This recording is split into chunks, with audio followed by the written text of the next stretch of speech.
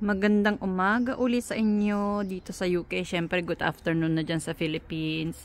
Pakita ko lang tong ating barbecue grill. Nalinisan na to kahapon. Ayan. May pwedeng nang gamitin.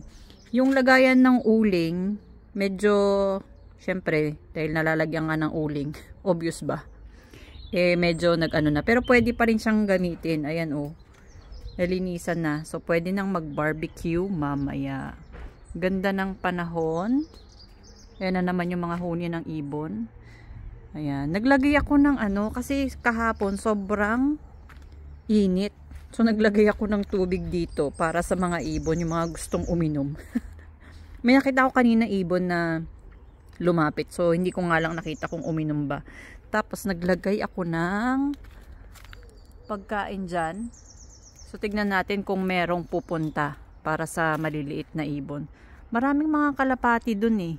Yun o, yung puno na yun. Maraming kalapati. Saka meron ding squirrel dyan. Hindi ko nga lang matsambahan ngayon. Pero, meron dalawa dyan na nagkukulitan.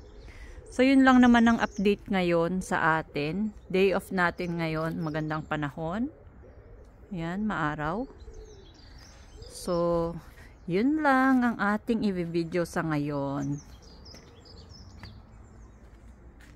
Okay, sa susunod po ulit.